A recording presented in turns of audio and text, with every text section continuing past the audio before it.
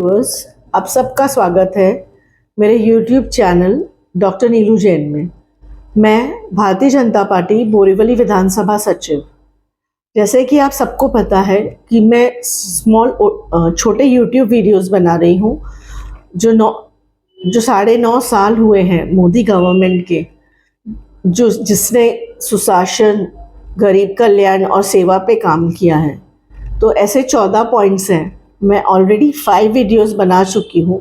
अब ये 6ठा वीडियो है जो स्वास्थ्य को लेके है, जो हमारी मोदी गवर्नमेंट ने स्वास्थ्य सेवा में सुधार लाया है और जो रिकॉर्ड्स तोड़े हैं, इन सब के बारे में मैं संक्षिप्त में कुछ बोलना चाहूँगी। हमारे आदरणीय प्रधानमंत्री नरेंद्र मोदी जी कहते हैं, हमने तय किया है कि किसी भी गरीब को पैसे के अभाव से अपना इलाज न टालना पड़े। हमने यह सुनिश्चित करने की कोशिश की है कि हमारे गरीब परिवारों को भी घरों के पास बेहतर इलाज मिले। आज का मेरा टॉपिक है सभी के लिए सस्ती सुलभ स्वास्थ्य सेवा। इसका सारांश है, पिछले 9 वर्ष के दौरान नरेंद्र मोदी सरकार के लिए स्वास्थ्य और आरोग्य क्षेत्र प्रमुख मुद्दों में से एक रहा है। टीकों को 220 करोड़ से अधिक खुराक देने की ज़रूरत के समय दुनिया का भारी संख्या में टीका को निर्यात करने के साथ साथ वैश्विक महामारी से भारत को जीत में यह महत्वपूर्ण घटक रहा है। पिछले 9 वर्षों में भारत ने स्वास्थ्य सेवा के क्षेत्र में काफ़ी प्रगति की है। ऐसी सरकार है जो स्वास्थ्य सेवा में निवेश करती है, वह अपने लोगों में निवेश करती है और इस प्रकार नरेंद्र मोदी जी के नेतृत्व वाली सरकार वास्तव में लोगों के लिए और लोगों के द्वारा बनी गई सरकार है। सभी के लिए सुलभ और सस्ती स्वास्थ्य सेवा सरकार की प्राथमिकता रही है। भारत के नागरिकों के लिए एक वास्तविकता बन गई है। पहले कम आय वाले परिवारों के लिए चिकित्सा पर होने वाले खर्च भारी आर्थिक बोझ डाल देता था और अक्सर उन्हें कर्ज के जाल में फंसा देता था। 2018 में मोदी सरकार ने आयुष्मान भारत प्रधानमंत्री जन आरोग्य योजना के रूप में दुनिया का सबसे बड़ा स्वास्थ्य बीमा कार्यक्रम की शुरुआत की थी। यह योजना लगभग 22 करोड़ भारतीयों को चिकित्सा पर खर्च के बोझ से बड़ी राहत दे रही है। इसके अलावा Ayushman Bharat digital mission digital रूप से जुड़े स्वास्थ्य सेवा पारिस्थितिकी तंत्र के निर्माण के लक्ष्य को साकार कर रही है। 25 करोड़ से अधिक लोगों के स्वास्थ्य कार्ड में उनका आयुष्मान भारत स्वास्थ्य कार्ड आभा से जोड़ा गया है। डिजिटल रूप से उपलब्ध स्वास्थ्य रिकॉर्ड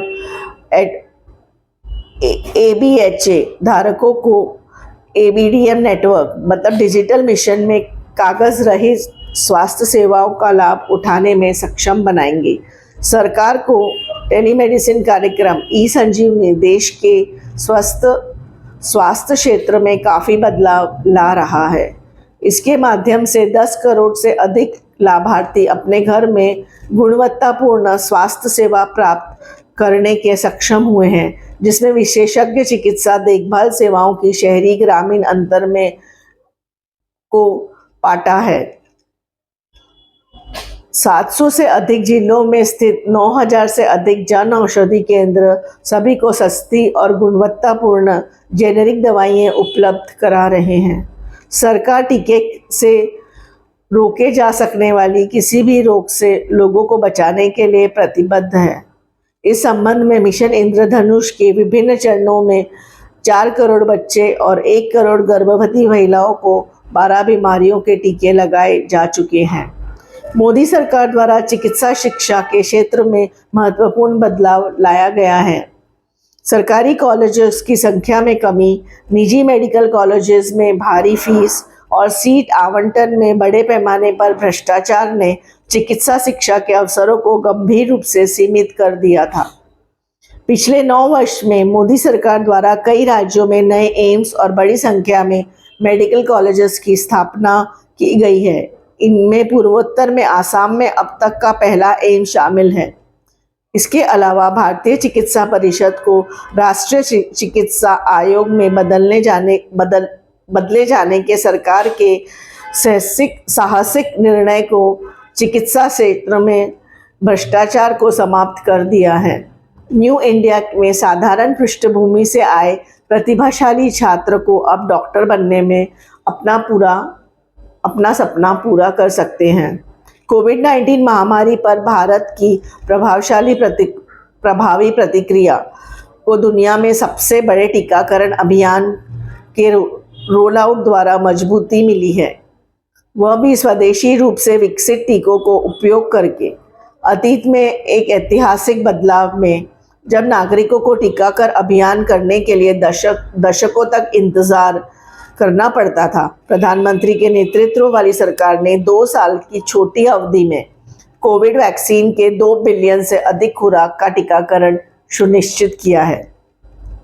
कुछ मुख्य बातें हैं जो हमारे स्वास्थ्य के क्षेत्र में जो बड़े बदलाव आए हैं उनके बारे में मैं आपको थोड़ा विस्तार में बताना चाहूँगी। जैसे अभी तक 4.5 करोड़ आयुष्मान भारत में लोग अस्पताल में भर्ती हो चुके हैं।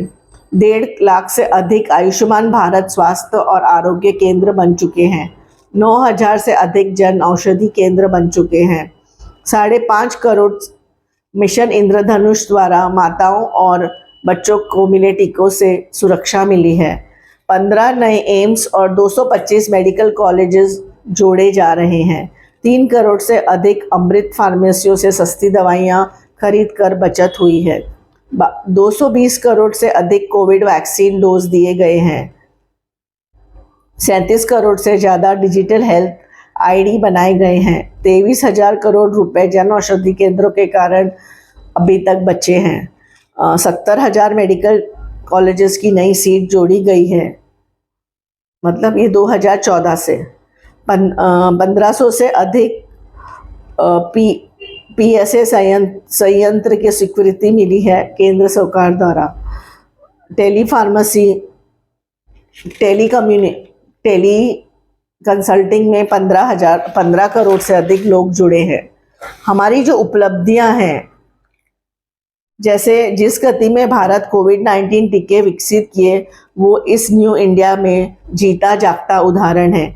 जैसे अब तक टीकों के लिए दशकों तक इंतज़ार करना पड़ता था या दूसरे देशों पर निर्भर रहना पड़ता था, लेकिन कोविड-19 का टीका हमने भारत में 1 महीने में शुरुआत किया, वो भी हम खुद अपने रिसर्च से।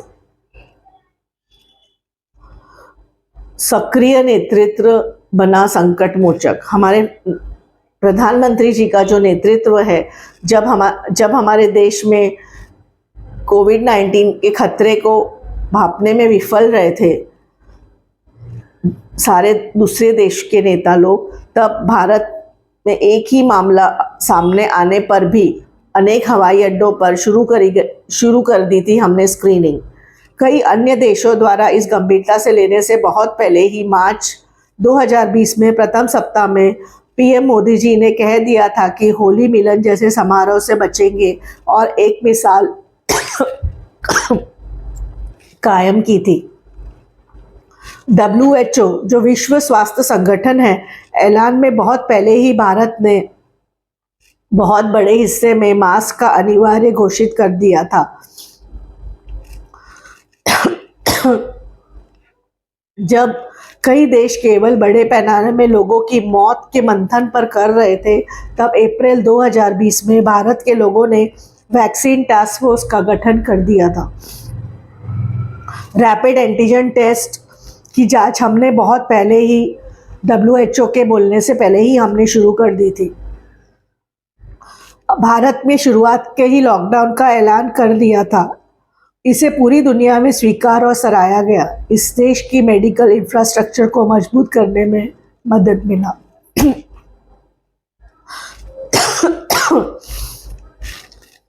व्यापक कवरेज में सरकार के जो बड़े काम रहे हैं, वो गरीबों की हर हेल्थ केयर जरूरत के लिए व्यापक कवरेज है। जैसे मिशन इंद्रधनुष, 5 करोड़ से अधिक गर्भवती महिलाओं और बच्चों को टीकाकरण, आयुष और योग को बढ़ावा। प्राथमिक सेवाओं के लिए आयुष्मान भारत स्वास्थ्य एवं कल्याण केंद्र ने 1.5 lakh health wellness centres, blood pressure जांचने के लिए 35 करोड़ लोगों के ब्लड प्रेशर मतलब उच्च रक्तचाप जांचे हैं। मधुमेह डायबिटीज के 30 करोड़ लोगों की जांच हुई है। टेली कंसल्टेशन में 15 करोड़। सेकेंडरी और टर्शियरी केयर के लिए आयुष्मान भारत 5 लाख रुपए को स्वास्थ्य कवर। आयुष्मान कार्ड 23 करोड़ लोगों को, अस्पताल में दाखिल 4.5 करोड़ लोग और इलाज का खर्च लगभग 55 करोड़ रुपए हो चुका है। दवाई के लिए जन औषधि केंद्र 9,000 से ज़्यादा केंद्र कम कीमत पर देते हैं दवाई। इससे हमारे 23,000 करोड़ रुपए की बचत हुई है। जैसे कोविड-19 में जैसे हमारा देश लड़ा था, हमारे आदरणीय प्रधानमंत्री जी के नेतृत्व में, उसमें बहुत बड़ा बुनियादी जो ढांचा था उसमें बहुत बड़ा सुधार आया है। जैसे हमारे यहाँ खाली पहले 14 लैब्स थी 2020 में, लेकिन अभी 3,390 लैब्स है जो प्रयोगशालाएं हैं जहाँ पे विविध अपने ब्लड टेस्ट होते हैं। हमारे पास 2020 में मार्च 2000 आईसीयू बेड थे, लेकिन अब हमारे पास 1.5 लाख आईसीयू बेड्स है। हम खुद कभी पीपीई किट बनाए नहीं हैं। 2020 में हम मैन्युफैक्चर नहीं करते थे भारत में, लेकिन अब हम एक दिन में 20 लाख पीपीई किट का मैन्युफैक्चर करते हैं। हमारे पास ऑक्सीजन बेड की सुविधा 2020 में सिर्फ 50,000 थी, लेकिन आज हमारे पास 5 लाख ऑक्सीजन बेड की सुविधा है। तो ये बहुत बड़ा बदलाव है। इसी प्रकार से हम कोविड महामारी जैसे से लड़कर हमारा देश अब स्वास्थ्य की ओर आगे बढ़ा है। कोविड में हम लोगों ने ऑक्सीजन एक्सप्रेस ट्रेन शुरू की।